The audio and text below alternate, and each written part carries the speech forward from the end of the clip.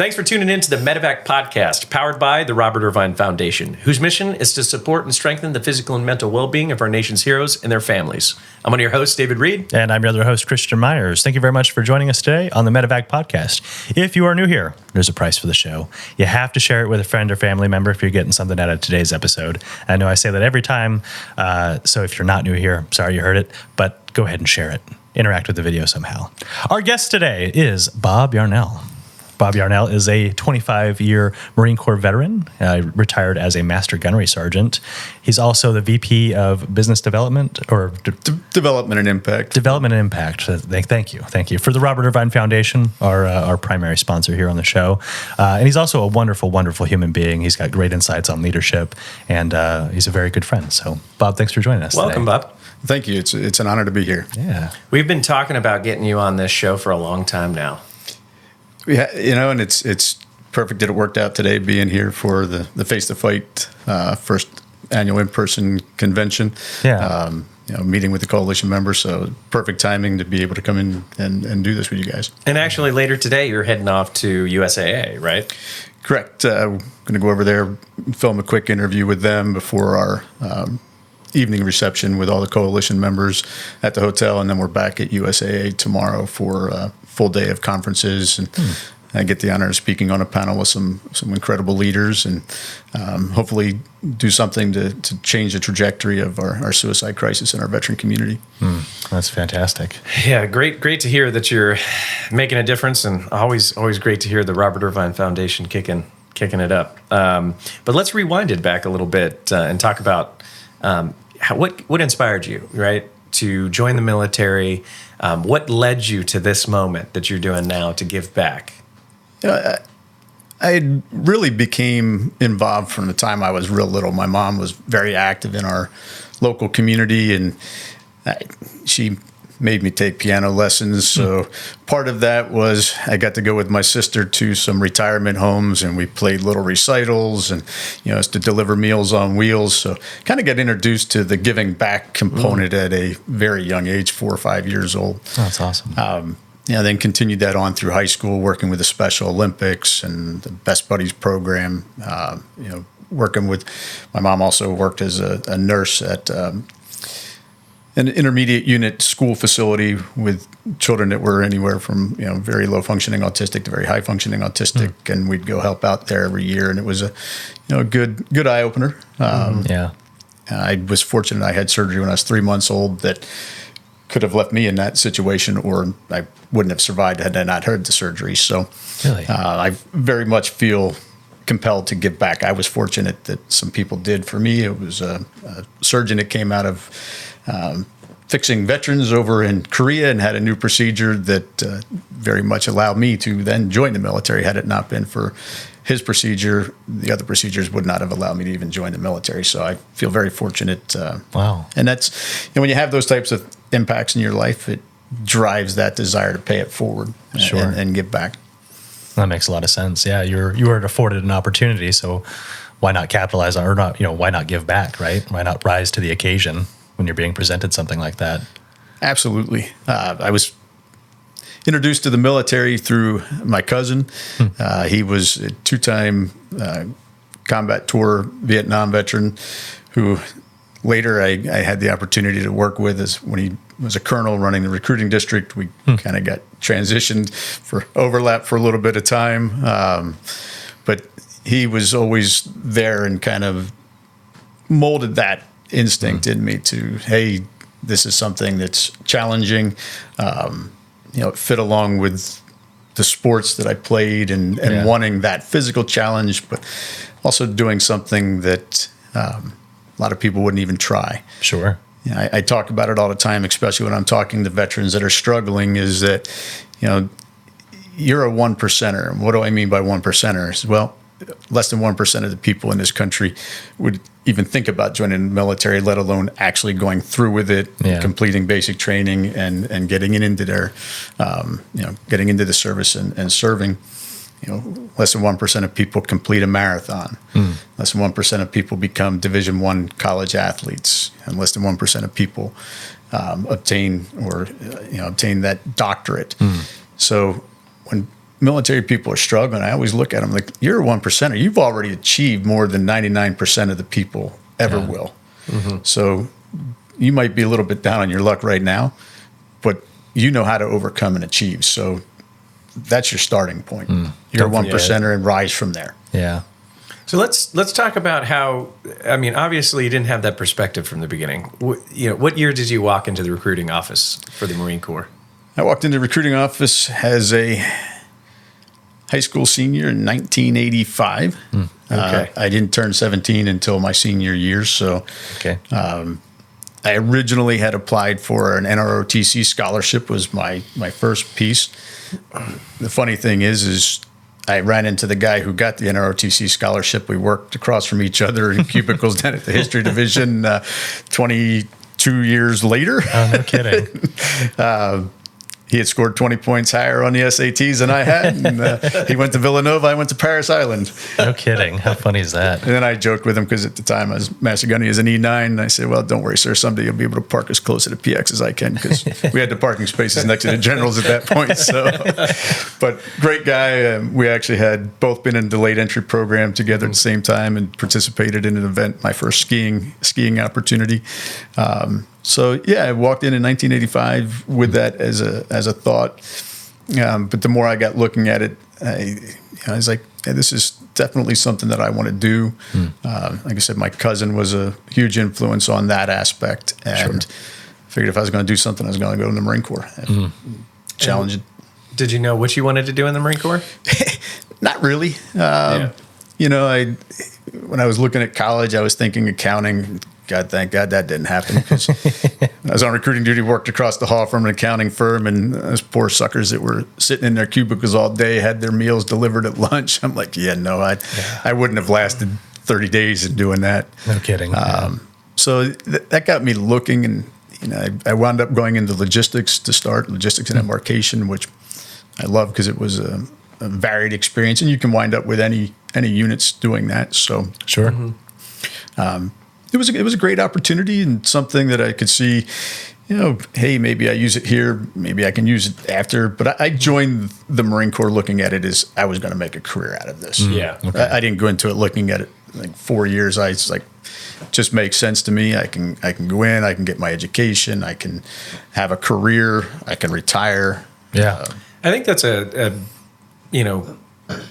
not very well. I guess a lot of people don't understand that you could get your education while you're in the military. So were you able to go to school and get some of your stuff done? I mean, an E9 is a busy position, but at this point it's a requirement. It is, and I'm happy that it is. I mean, most of your senior enlisted now have at least an associate's, if not master's degrees. Yeah. Yeah. And given what we're expected to do, not just in leadership going down, but what is expected of us as far as advising going up the chain too. So you have to be well versed. You have to be well versed on what's going on in the world. You have to be well educated. You need great leadership principles. I do like that they're incorporating so much more of that today. I didn't take advantage of the formal education early in my career. When you say formal, collegiate, I absolutely took advantage of education opportunities. I became an aircraft load planner. I went through Department of Agriculture and Customs inspector courses. I had Department of Transportation course on certifying hazardous cargo to go on board aircraft. So I was fortunate. I worked for some great people early in my career, some great leaders who took me under their wing. I always say part of great leadership is being reflective. And I reflected back, what made the difference between myself and one of my other classmates that came out of our school, where he didn't make it 4 years and I made a career out of it. Yeah. And I contribute a lot of that to the fact that I had some great people that took me under their wing, but I was also willing, hey, can I stay and learn how to do this? Can I go and learn how to do an aircraft load plan? So before I even went to the courses, I knew how to do the work. It was just going and getting the actual certification, because I had some great leaders. The sergeant that I worked for retired as a major. He was a division embarkation officer for General Mattis. when he retired. The warrant officer retired as lieutenant colonel, lieutenant retired as lieutenant colonel, and they were both prior enlisted. So I had some great examples of, not just that leadership and that teaching, but also career progression. Sure. That E to O leadership is invaluable in my opinion too. It gives guys and gals, it gives everyone a chance to get the wiliness out early and then take things a little bit more seriously. Whereas if you have an early officer, a 22-year-old, 01, 02, a little bit different, right? They're coming in, getting their bearing while they're still pretty young, versus you have a 5 or 7, 8 year enlisted person who then commissions. They're a little bit calmer. They've learned how to deal with enlisted people, right? And I think they come with their own breadth of experience at the same time. And I think really when you look at that aspect, they allow the younger troops to have responsibility and make mistakes and learn from those mistakes. Yeah. They use them as teaching moments. And, I'm a firm believer that, failure is just learning. In order to learn and grow, we need to have failures. If you don't, it's because you've never tried anything. Yeah. You never challenged yourself. So That's exactly it. To me, there's no problem with failure as long as you don't repeat those same failures. No repetition. Right. Right. So kind of before we started the show, we talked about failure and how we look at it in a lens in the civilian capacity at this point. In the military, it's really instilled in you, especially if you're combat oriented, that failure, the inevitable outcome of that could be potentially death, right? How do you weigh that? How do you look at those options and apply that to the civilian sector? It's a challenge because I've had a lot of people, as I transitioned partway through my enlistment. Get the personal piece. My ex-wife didn't really care for the military, and we had I had 3 younger boys that were born, and I decided to transfer into the reserves. Cost me some promotion time because I was a meritorious gunny in 10 years in the Marine Corps and was in the zone for Master Sergeant. But I made that transition, went back to school, got my teaching degree, stayed home and raised the boys during the day and went to school at night. So it was a huge transition going into that civilian sector, coming out of the military. And we have a little bit different mindset that, like you said, it's failure for us or, incompetence leads to injury or death for our fellow Marines, soldiers, sailors, airmen. So it's really not something that we tolerate personally. In the civilian world, incompetence doesn't lead to that. It may lead to you losing your job, but depending on where you're at, that might not. Yeah. Also maybe not. which is really it's a challenge that transitioning service members deal with. Mission oriented, goal oriented. It's not an option. You get the job done. And I know when I first transitioned, I was like, people were like, you need to slow down. I'm like, this is slow. Yeah. I had been on recruiting duty where you're working 362 days out of the year, 363 days out of the year, 14, 16-hour days just to get the job done. And working a full 8-hour day, you got people like, slow down, you're making us look bad. I'm like, well, then you better speed up because this is as slow as it goes. Yeah.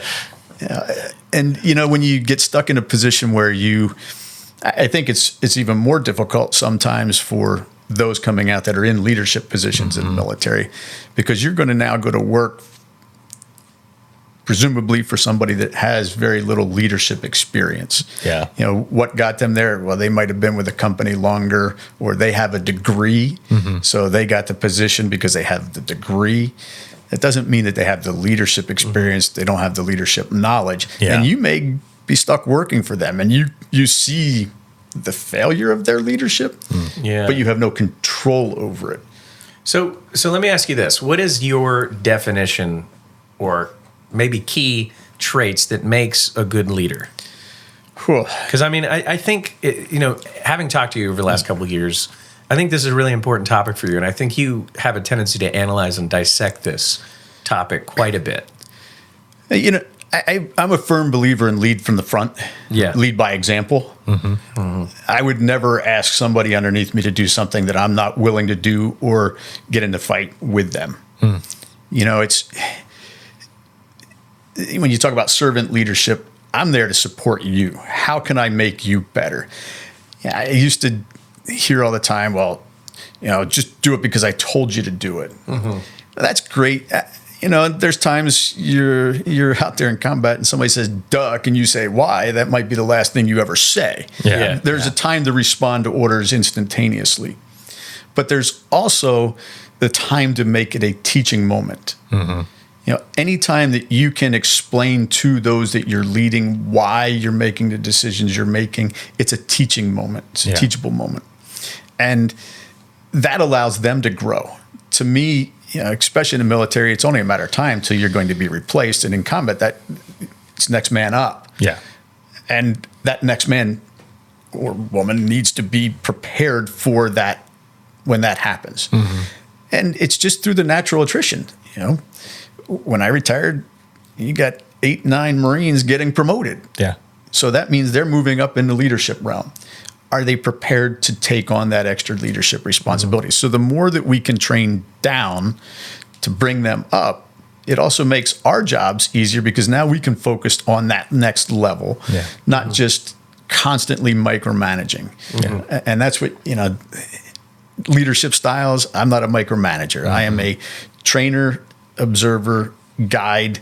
You know, the more they are trained to do their job, the more I give them breadth of knowledge going across, the better they can perform themselves and the better career it's going to make for them. Yeah.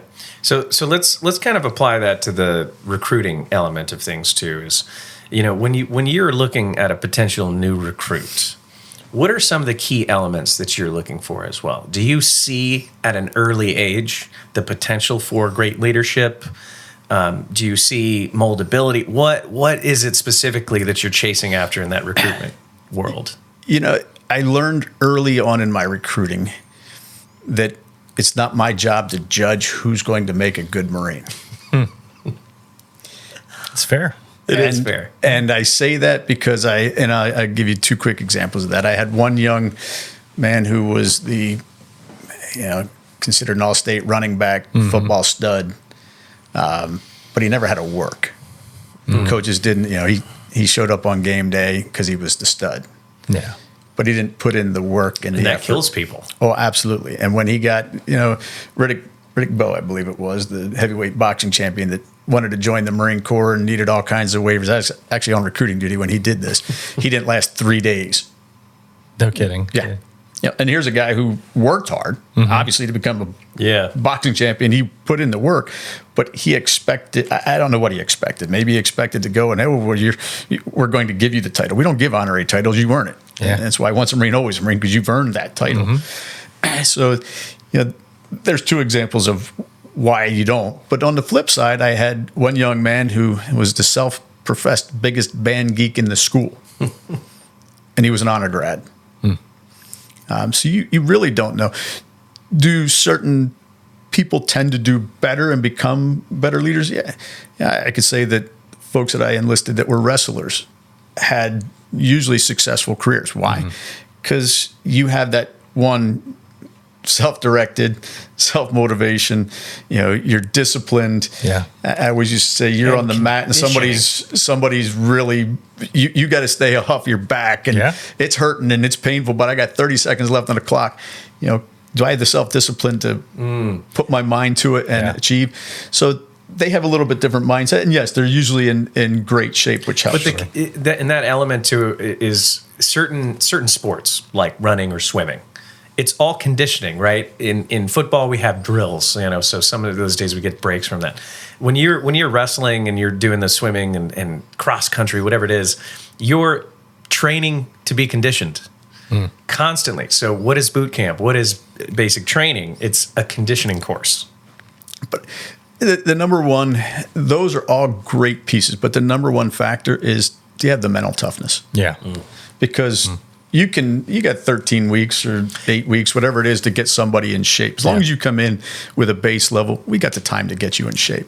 Now, unfortunately, that's becoming tougher and tougher because we have an obesity problem in the United States. And, you could talk about a lot of different things from video games to we've taken away recess. Sitting is Being a huge sedentary. one. And we've taken away recess so that we can spend more time on, standardized math and English tests, which do absolutely nothing for our kids or the society. So, there's lots of different components to that. But, I think really what it comes down to is, do you have a desire to better yourself? Mm-hmm. And I think adversity, I think exposure to failure, I think are all elements that contribute to mental toughness. Absolutely. I had the opportunity a couple weeks ago. My wife and I were in Hawaii, and my last personal recruit who I recruited, it was still on active duty in Hawaii. He's now nice. a Warrant Officer 5, retiring after 31 years on May 2nd. Wow. Incredible. And Carlos, he was a young man who had tried enlisting he did enlist in the Army and delayed entry program, and there were some problems there. Needless to say, they submitted some paperwork that got him disqualified. But there were some iffy pieces to it. So when he came to me, I said, look, we'll take a look at it. I can't guarantee you anything. He had a child on the way and was trying to do better for his girlfriend and his baby that was on the way. He had some other issues. But he had a drive and a determination, and I was like, all right, this kid's worth taking a chance on. Yeah. And took quite a bit of extra paperwork and some interviews and some work. And as he said, when we saw him a couple of weeks ago, he's like, not that I had the perfect career. He said, I made my mistakes. I said, you did, but obviously you learned from them, or you wouldn't be sitting here in front of me as a Warrant Officer 5. No kidding. Which is an impressive position. It's a very impressive position. There's not many of them. Very few. And, that was, talk about a gratifying feeling as a leader to see, him. I recently had an opportunity to catch up with one of my other recruits who wound up going through the PLC program, was a Cobra pilot, lieutenant colonel, transferred into Space Force, and now is working at Pax River as a test pilot. Oh, no kidding. Yeah. It's great to see, I'm sure, got to be absolutely rewarding to see that aspect of things, right? Because these people who push off to their own leadership are, creating substantial ripples in their own world too, which, if that CW5 didn't exist, and we all know that CW5s are rare birds, right? They are very rare, and that they're needed at a very specific position. So that ripple effect is incredible. It is. And, I stayed and I lived in the town where I recruited. So it was great. I also taught there, coached for multiple seasons of football and baseball from younger levels all the way up through high school.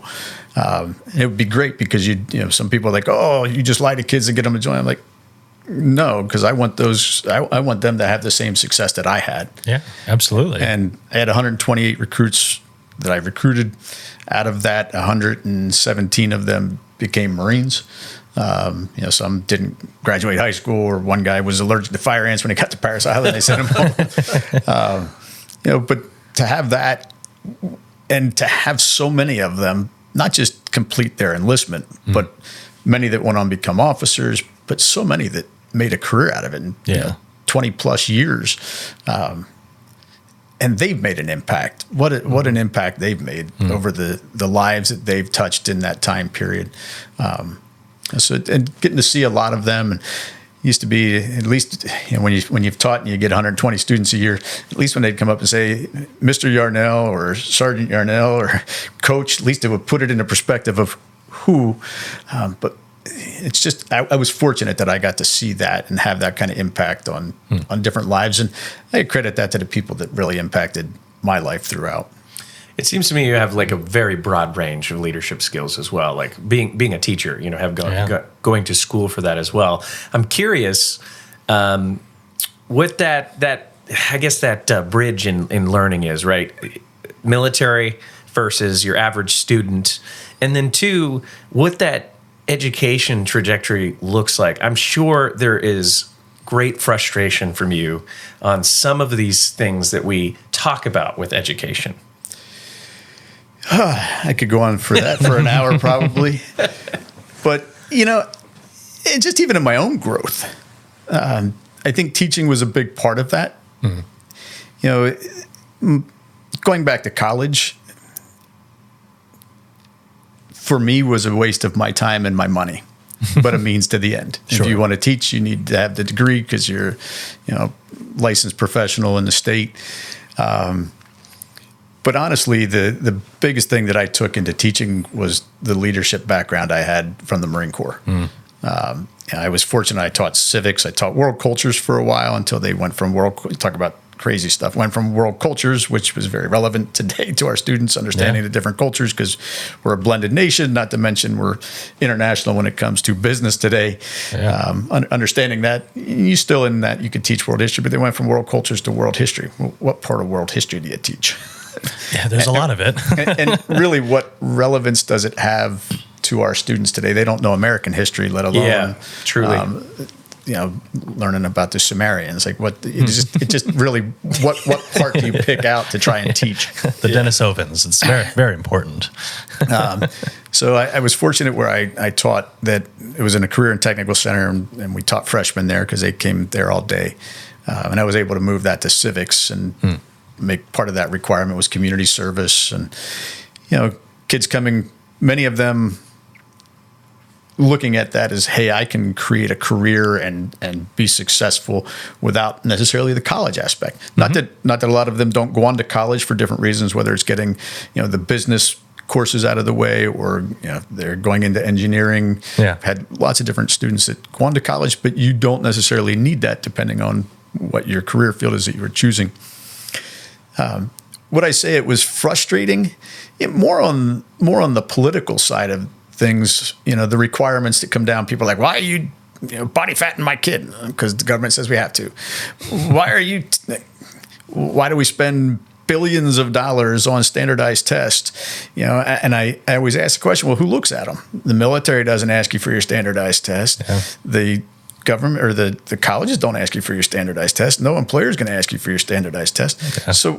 So why are we doing it? Well, because it's a multi-billion-dollar industry. As you start doing well in the test, what do? They change the test. Why? Because then you got to buy all new test prep material. Who makes the test prep material? Same people that make the test. Yeah.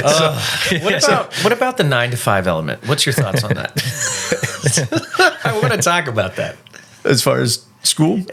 Well, school is right. You're 8 to 3, right? So that we could make way for our 9 to 5 industrial workers. Look, they know too that learning for the high school age kids would be better later in the day. But the problem is it's the reality. One, who's there to get the younger kids off the bus in a lot of cases? It's the older sibling. What do you do with sports? Which that shouldn't be the major factor, but it is. It's a huge factor. It is a factor, and it's also working parents. How do you juggle daycare, which is a huge crisis in the U.S. Even huger and bigger crisis for our military folks is finding daycare, especially with 2 military members in the household, or when you have a single parent or you're TDY deployed, and you can't even set it up to it's not just the long deployments; it's those short little deployments that cause problems. So, I don't think there's an easy, simple answer to it, but. Yeah, I changed my philosophy as I moved through, but I also did a lot of personal development, and it helped me really focus on my teaching and what was important to the students. How is a student going to learn if they are bogged down with so many things that come about in their way, whether it's neglect, abuse, hunger, so many of these kids come to school carrying baggage. Probably the best book that I ever read on the Vietnam War was called The Things They Carried. Oh, yeah. And I used that in a class. I got stuck teaching, but I had to teach our health occupation students, mostly females, 2 hours a day, 2 times a week for a semester because they needed to get an extra history credit in. that worked around their hours where they would go out and work, clinical hours where they'd go out and work in the hospitals or the nursing homes. I was like, all right, how do you teach that portion of history? But that was a great example, because just as you had the things that you carried, whether it was your rabbit's foot, your picture, something from your loved one that you carried physically into battle, what did you also carry mentally into battle? And that was something that students have that same type of thing. What are you carrying in your backpack? And what are you bringing mentally into the classroom every day? If your needs aren't, your general needs aren't being met, do you have any concern about learning? And I used to see, and the kids would come in, well, I suck at math, or I'm the self-deprecation that is ingrained in the learned behaviors that we get from in a lot of cases from our parents and society and our teachers. Everybody, coaches. It's you're going to have some of that balance of good and bad. But those limitations, the learned limitations. I used to use a perfect example of money doesn't grow on trees. Money is abundant. What are you going to do to get yours?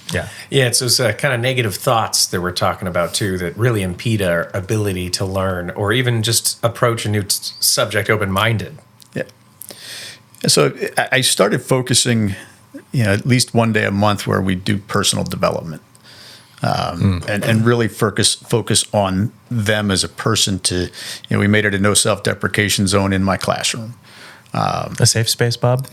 Yeah. And, it just was. And, we had a lot of differences teaching in the Poconos. We had rural community, but a lot of influx after 9/11 from New York. So you had cultural differences in multiple different ways, people coming from all different backgrounds. So, it was a great opportunity to learn and understand why people believe the way they do and, where they're coming from. But, how do we boost those students up so that they can learn and they can thrive and go on? And I think that same type of thing is true in our veteran community.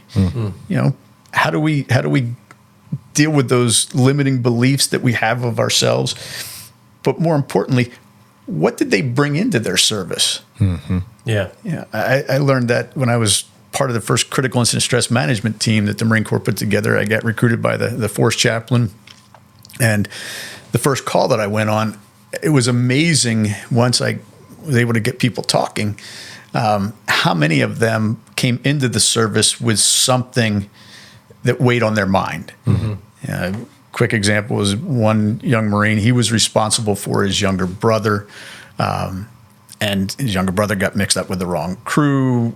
They were doing some drugs, and they cliff diving off of in a quarry, and he wound up breaking his neck and paralyzed. And he blamed himself because I didn't do my job, supervising my young brother. It's like, you don't control that, Only but so much nonetheless, it was something that he brought into it, and the trauma that he faced in the Marine Corps just brought that back tenfold.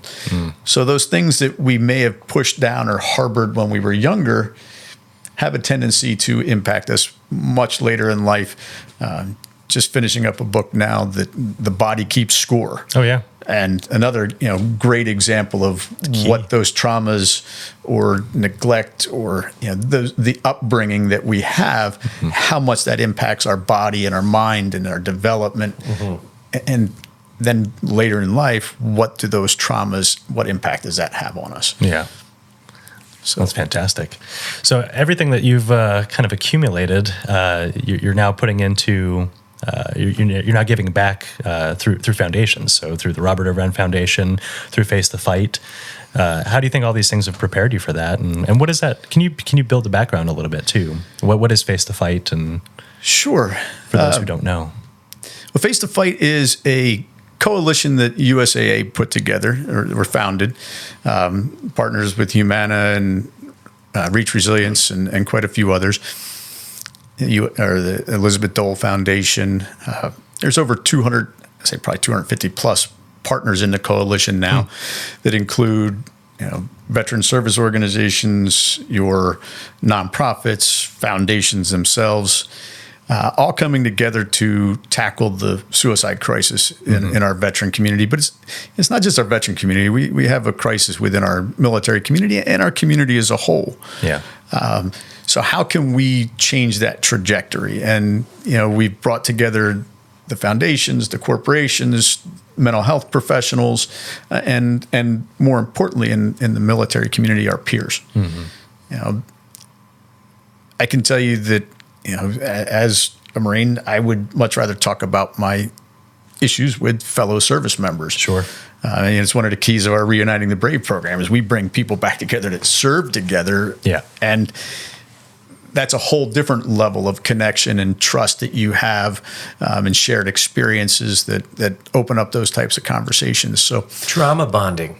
That's the word that's going around nowadays, is trauma bonding.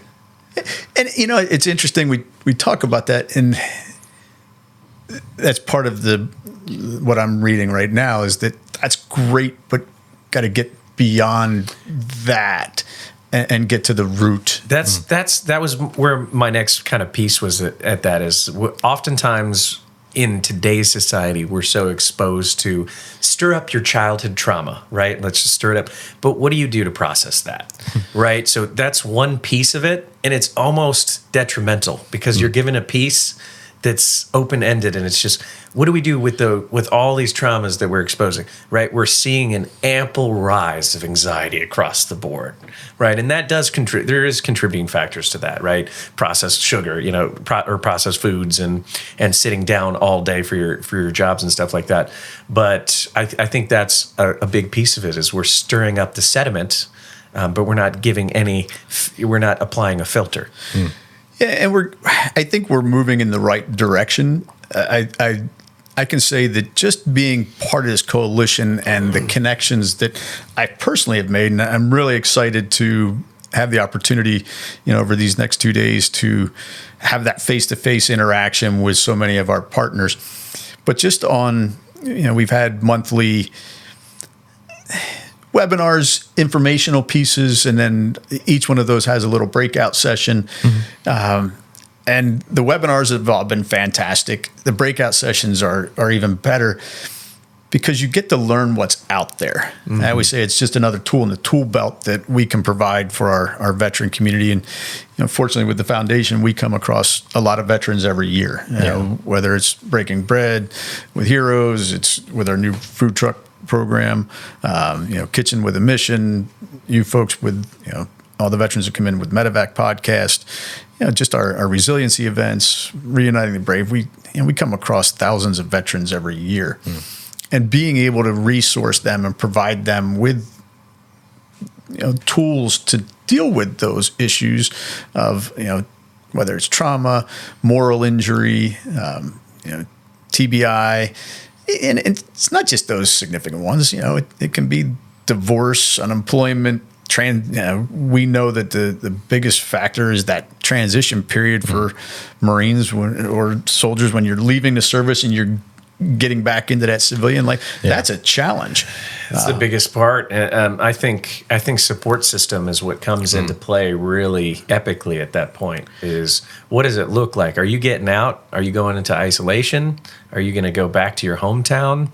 What does that hometown look like? Right. So that's really important too, is to stay connected to individuals out there. Now, Bob, I'm curious. You got to have the updated numbers that we're talking about for veteran suicides. It's so hard to identify, but what we're trying to do and what we try to reemphasize on this show is to break down that barrier that everybody's stuck at. And it's 22 a day. It's not 22 a day. I don't use that because nobody knows. Yeah. We don't. There's different studies. How are they reported? How are they reported? It's a great overdoses, for instance, with the VA. It's not reported suicide. Yeah. Which could oftentimes be much higher. There's so many different contributing factors to that. The statistic is 57% higher than it is in the civilian population. Yes. The other one, it's really high is female veterans, much, much higher than it is in the civilian sector. And a lot of people don't like to talk about it, but method, a lot of times for a veteran, chooses a weapon. Mm-hmm. So you don't get a second chance. Occasionally, very rarely, you might have a misfire, or but even if you survive without the misfire, it's usually not a good thing. Yeah, it's usually in a tragic way. So how do we reverse that trajectory? For us in the Robert Irvine Foundation, we've been fortunate that we were a grantee of Face the Fight, and we've been working with folks from UT Health and Strong Start Training, but we also utilized their free trainings in psych armor. Had a bunch of our members have already trained, and we have an ambassador corps. They call them champions that are trained in crisis response planning, lethal means safety. We're going to move into looking at doing some of the screening for suicide training. I've already completed that. And these are simple interventions. They're self-management tools, and that's one of the big things. How do we put the onus back on the veteran? Because if we're helping, if we're always helping, we haven't. I think we're doing a disservice. Yes. Veterans thrive on challenge. They thrive on that self-management, self-direction. Yeah. Not being micromanaged. So if we're always just help, but we don't put the onus back on the veteran, are we doing them any? Are we really helping them? And I like it's called a crisis response plan. If you look at it by definition, it's for somebody who is in a crisis or has had suicidal ideations or recently, or somebody who has had an attempt. I think it's, you call it a safety plan, crisis response plan. Everybody should have one. Why? Because it's that self-management tool that when you get into that period of where you're heading into a crisis, you can manage it. And the last piece of that helps you because it provides you that external resource if you need it. But it's a simple, you can put it on a 3x5 card. It's, what are those things that you struggle with? What is it that puts you in that, when you get depressed? What is it that when you're starting to have those thoughts, what is it that drives that? If you know what they are and you get to the point, all right, here, I'm hitting stage 1. So what do I need to do to change that trajectory from there? So what are those self-management tools that you have? For some people, it might be, hey, you go out for a run, you go hit the gym, you meditate, you do some yoga, you take the dog for a walk, you might listen to heavy metal or hit a punching bag, whatever it is that works for you. There's no set. Yeah. This is individualized. It's personal. It's what works for you, because what works for you might not work for the next person. I think the big thing there is understanding yourself, though, and that's where that's first steps first, right? Understand, be able to identify that step 1 or step 2 or step 3, but you have to understand yourself, like when you're entering those areas or those dark moments or whatever it is. And I think a lot of people just don't even understand themselves. Self-awareness. They don't understand themselves at the basic levels. And that's the whole part of creating one of these plans is, when you have a bad day, this is what I can resort to. Yes. I can carry it with me. I can fold it up, put it in my wallet. Yeah. I can take a picture of it, have it on my phone. Yeah. But by actually sitting down, and this is something we do, is we'll sit down and have a quick conversation. It doesn't take a lot, just to get a little background and guide. It's not you as the individual had to create your own, because it's knowing yourself and knowing what those situations are, but it's guiding. But it causes you to be reflective. And I'll give you an example. One of the people I talked to, the next step after, what are those things you can do, is who is a trusted person that you can call? And in the process of talking to get to know the person a little better, it talked about, one of her triggers was her 16-year-old daughter. Sometimes she loved her, but sometimes caused her great stress, like having had 6 kids. I understand that it's, there's challenges to teenage years that can be rewarding, but could also be stressful. And when we got to the part of who is the trusted person that you would call, she said, well, I would probably call my daughter. I said, okay, not to sound rude or anything, but a couple minutes ago, you told me that one of your stressors was your daughter.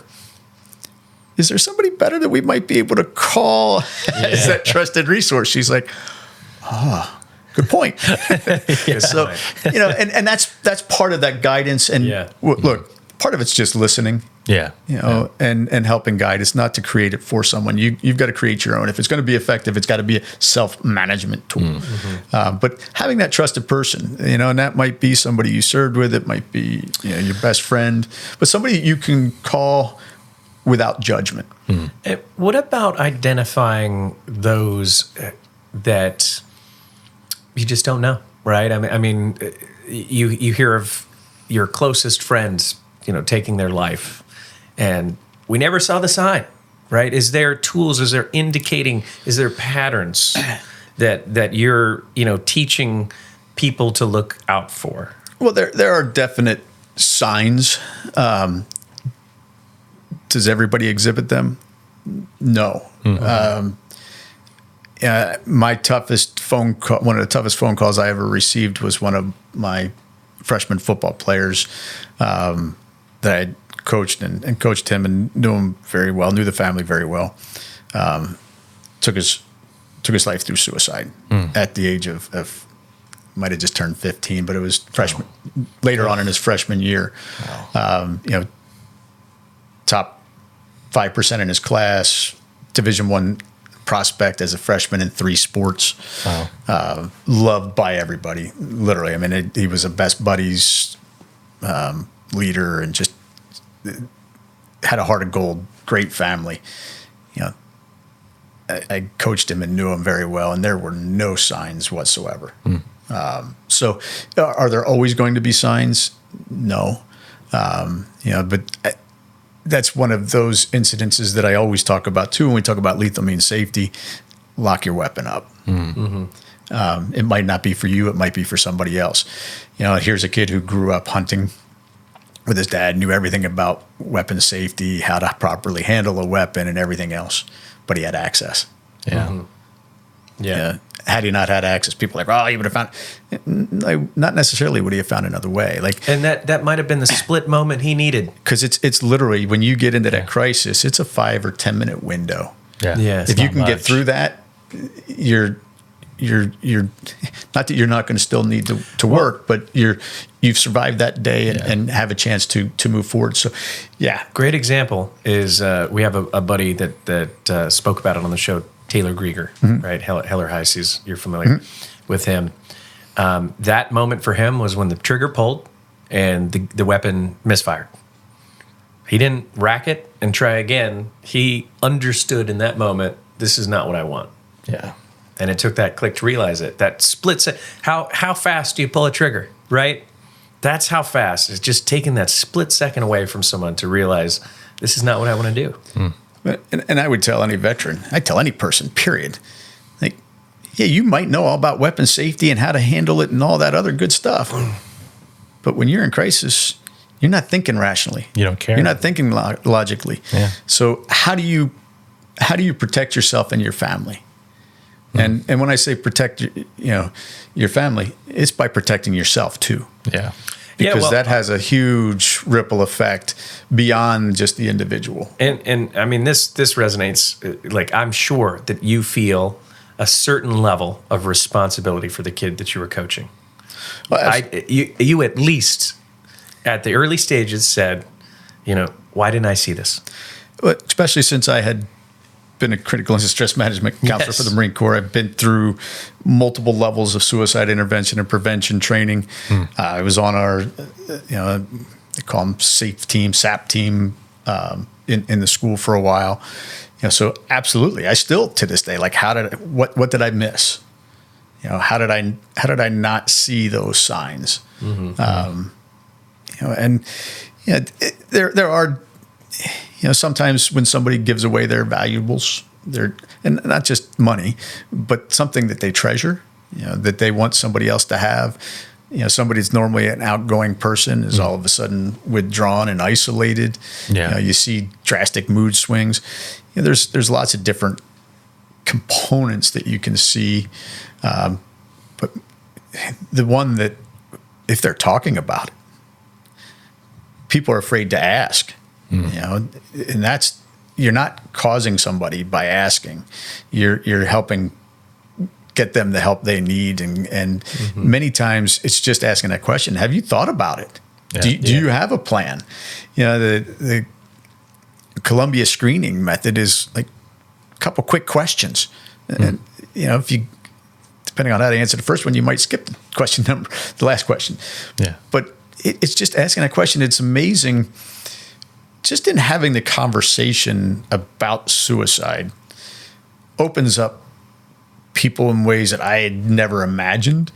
I was doing a presentation at a Marine Corps League not that long ago, and afterwards I had a woman that came up and told me her husband's a Marine, she's in her 70s, told me about when she was 35 years old and divorced and gone through struggles that she attempted herself. Yeah, I was like, wow. She said, I've never talked about it to anybody, but she. Yeah, we actually asked. One of the reasons why we love this show so much is we get a lot of people, surprisingly, that open up for the first time. And that's hard to do, especially when you're being recorded and filmed. And, we've had guests that are like, my wife doesn't even know this. And I'm like, well, she's going to see it next week. But just talking about it and asking the question, giving a safe space to say, hey, we've all had these thoughts before. Like, we've considered it. Oh, that's when you start to see people just really open up a little bit. And having the love to ask. It's like you said, you're not offending somebody. You're not adding to their burden by asking. You're opening the door to allow some pressure to That's a relieve. great word too. Burden. Yeah. Is people feel they're burdening other people, and that's one of the reasons I'm better off taking my life than being in the society where I'm going to be a detriment to myself, my family, my friends, whatever it is. And that's not the case. Oftentimes it's the opposite, right? You take your life and we say, what did we do? Right now you cause such a ripple effect in such a negative way. I have, and I talked, my example of the closest experience to me was Joe Kapacheski. He was a Ranger who lost his leg, same injury, mentored me through my injury, continued to serve, and took his life after writing a book and all this stuff. And I asked myself that question. I was thinking about it last night, what could I have done, right? You see what I mean? And it's... There's, I always say that suicide knows no boundaries. It doesn't discriminate. Doesn't matter age, gender, wealth, career. Yeah. It knows no boundaries. And I think, the more we normalize conversations about it, the more people will have the opportunity to open up and show. You said safe space. I'm going to steal a former fellow Texan's piece called The Brave Space, Brene Brown. And I like that. I listened to a podcast that she talked about this, and it was actually dealing with special forces in the Army. She was asked to come and speak to a group at Bragg.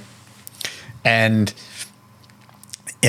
she's like, I'm here, I'm a woman, and I'm in front of all these special force soldiers, and I'm sure they're looking at me like, yeah, what the hell did we get stuck listening to this for today? And she said, I finally was like, look, let me ask you something. How many of you have ever been in a spot where you were vulnerable and it required courage to move forward? She said there was a pause. And about 2 minutes later, somebody shouted out, all right, let's get started. And I like that because it's true. You're a first responder and you're running into a burning building when everybody's running out. You're going into a live shooter situation. You're in the military and you're getting ready to go into a dangerous situation. You're facing vulnerability, and it takes courage to face that vulnerability. but even more so when it comes to our veteran community, when you're getting ready to move into that dangerous situation, you're looking to your left and your right, and you're counting on those people to your left and your right, because your hands are in their life now. You know, forget patriotism.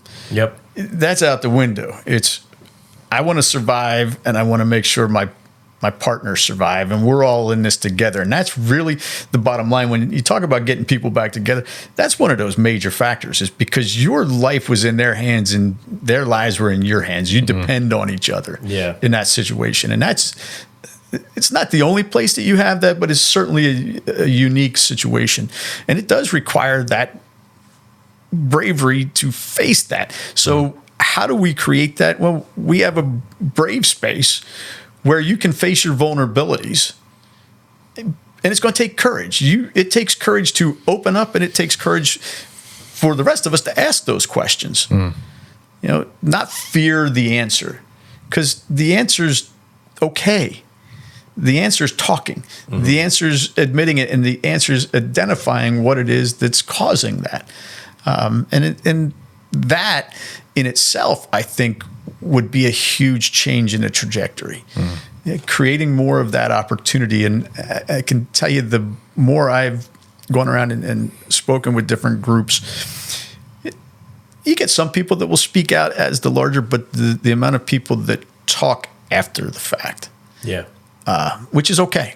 That's what it's there for. And you know, with the ambassadors that we have, and as we do more events, we're going to try to have at least 2-3 ambassadors that are trained, so we can work individually. We did it at U.S. Vets out in Las Vegas recently, and you know, we did a breaking bread. We had 125 homeless and transitioning veterans that we fed a great lunch, and had about 52 stayed, and we created 12 to 14 crisis response plans that day. But it was a lot of that individual talking and attention that, you know, one of the gentlemen, they said he hadn't really talked in 3 months. Wow. But opened up to Jess and had a whole conversation. And, you know, another one that you could tell he was bitter. His responses were just, there was a lot of anger there. And he sat down and talked with Kenneth Keith, and really got down to the bottom and where he was struggling. And I was like, all right, so that's what it's all about, is what can we do to provide that brave space for our veteran community, and you know, all of our service members for that matter, to have that conversation. You know, and I think, you know, the more we do that, the more we normalize it, the more we let people know it's okay. You know, I get it. It was challenging. If you're a police officer and you say you're struggling, what's the first thing? Oh, I'm going to lose my badge. I'm going to lose my gun. Yeah. You know, military. Well, I can't get promoted. I can't re-enlist. I'm not deployable. You know, what is it in the veteran space that keeps us? Our pride. Yeah. You know, I can go back to when I served on the critical incident stress management team. I remember having a young captain. Oh, I don't need that crap. I'm like, you might not. Somebody you might, else. Yeah. but that doesn't mean other people don't. And I think we've come a long way. You know, I go back to the Gulf War when we lost 8 of our crew members and 2 Hueys that collided, and the largest thing we found was a helmet that had a blade strike. You know, had a funeral service and continued on. Yeah. There was nothing there. There was nothing when we got back. It was only really as a critical incident stress management counselor where, as the Master of Guns, I would open up the conversations and I'd talk about that incident. And that helped me hugely because, you know, that was 15 years later. And really that was just suppressed down for all those years. I never talked about it. No. Yeah. You know, think about it every year on the anniversary, but never talked about it. So The more you talk about things, the less power they have over you. Yeah. yeah, and that's it, is how do you take control? You know, it's not what happens, it's how you respond to it. It's just so important. And you know, like I said, there's going to be some people that need more. You know, and some people, medication. You know, medication is not always the answer. In some cases, it might be part of the answer. Yeah. You is physical therapy, physical activity. What for each individual, it might be something that's different. And that's the one thing that I love about the military nonprofit world right now is there are lots of different ways to deal with it, whether it's yoga, horse therapy. There's a whole other realm that I'm not qualified to speak about, but adventure therapy, there's psychedelics and all of those types of things. There's lots of different things that are going on out there that, some people, if you ask them, this has done wonders for, that individual. It's not one size fits all. No. It's what works for you. And you said this earlier today. It could be, punching bags. It could be riding horses. It could be going fishing. Whatever works for you, you got to find the tools. And I think that this Face the Fight and these initiatives that you are teaching and you're showcasing to the world, you're creating that brave space. But you're also giving those people those tools to apply whatever methodology works for them. Yeah. And back to the crisis response plan. Yeah. Who's that trusted person? Yes. What are my triggers? What are my tools that I can use personally? Who's that trusted person that I can call? What are my reasons for living? And that's important. Big one. That is a huge one. And then if all of that doesn't solve it, who do I call? It could be 988. It could be you call vets, reach out to Vets for Warriors because they have veterans that answer the phone all the time. It could be 911 if it has to be. It could be you have a psychologist that you're working with or a counselor that you're working with that would be your last piece, whoever that is. But that's the last piece. And, then you tie it in with the lethal means safety. I always say, I love the one organization came out with magnets that you put on your gun box. Well, first off, you have to have a gun box, and you should. That whole thing of, I need it. And I get there's going to be some veterans. Only safety. Yeah. But bottom line is it's more likely to be used on you or somebody you love than it is for that purpose. So if you need it, you can still get access to it. Yeah. But, the mag that has your confidant or that person that you can call on there at any time. So that if you're struggling and you get to that point, rather than opening that box, you call the number on that magnet. You have to look at it. And, split second once again. And that's, again, if it takes you that time to punch that number in, or even just to think about punching that number in, could be all you need. Seeing that, like, oh, wait a minute, I can't do that. I promised my buddy. Yeah. And doing that reciprocal. And the one thing that, I've even found with the crisis response plans, I don't need that. Well, you know what? You might not, but somebody else that might. So can you do this? So you know how to do it so that you can teach somebody else. Set an example, right? Well, and service members are always about helping their fellow veterans. And once they do that, that's a trick. That's a workaround too, right? Is, hey, it's not for you. It's for other people. And then all of a sudden they're applying those methodologies. That stubbornness, that stubbornness is, the more we talk about it, we break down those barriers as well.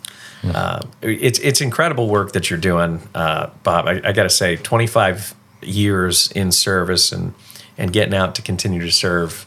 Every time I talk to you, you're an incredible human being. I appreciate you coming on the show and opening up about a difficult topic.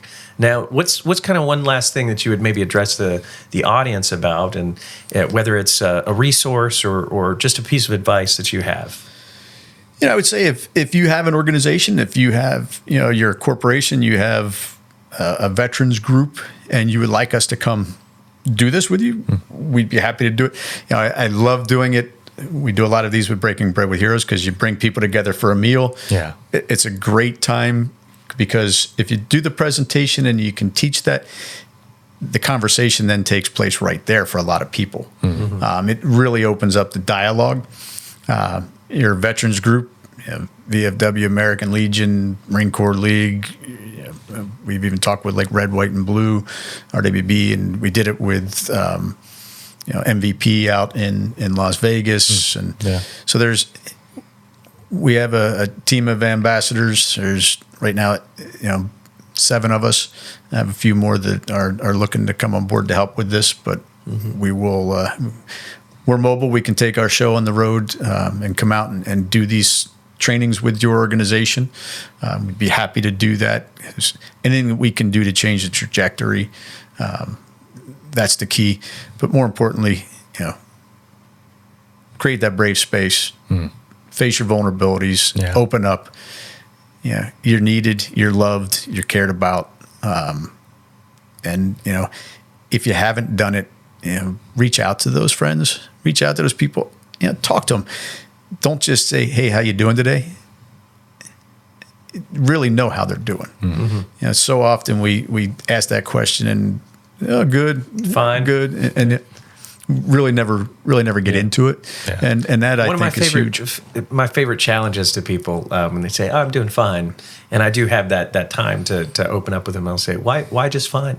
And you see the reaction change. So yeah, getting out of that habit of really paying attention to what's going on, I think is important.